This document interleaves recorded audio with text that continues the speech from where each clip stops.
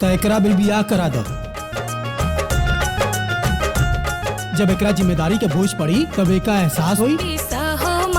धीरे धीरे हमू इहे सोचतानी कि अपना जीते जी एकर घर बसा दी। धीरे धीरे हमरा पतोहू चाही भोजपुरी संस्कृति संस्कार वाली। ब्याह के बाद हम स्कूल में पढ़ावल ना छोड़ा।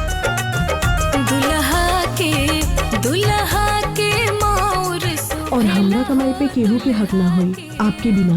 साले साहब बहुत सस्ते में निपटा लेना है बाबूजी, लेकिन हमरा के गाय चाहिए बाबूजी, भैंस हमरा के ना सहे। तो हमके भैंस दे दे। कहाँ जीजा जी गाय भैंस में लागल बाड़ा, ई घरवे उठा ले जा। जीजा औरी कुछ चाहिए तो बता दी। संतोषम परमम सुखम। भाभी तोहार रूप तोहार रंग कोनो हीरोइन से कम नहीं खे।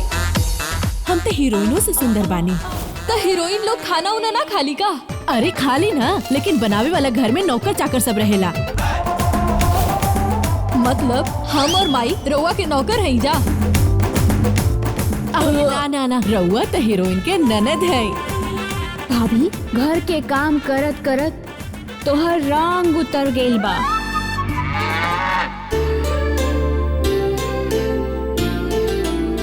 परिवार के चलावे खातिर हमार परिवार में लक्ष्मी आ गई बिया। लक्ष्मी आज तो राधा दुल्हन के सैलरी मिलल हुई ना? सैलरी राधा अपना माई के दे देली। रउरा अपना सास के यदि जिम्मेदारी के एहसास बांटे तो आज से रउरा अपन देख ली। आज अभी घर के बंटवारा हो जाए के चाहिए।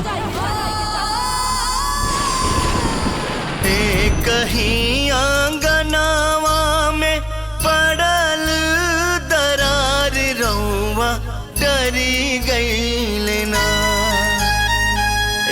कहीं आंगनावा में पड़ल दरार रउआ डरी गई लेना।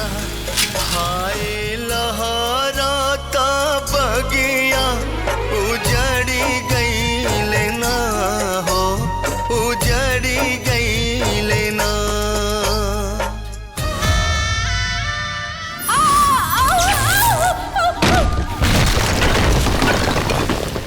वर्ल्ड टेलीविजन प्रीमियर में शादी के बाद 7 सितंबर संध्या 6 बजे सिर्फ फिल्मची भोजपुरी पर।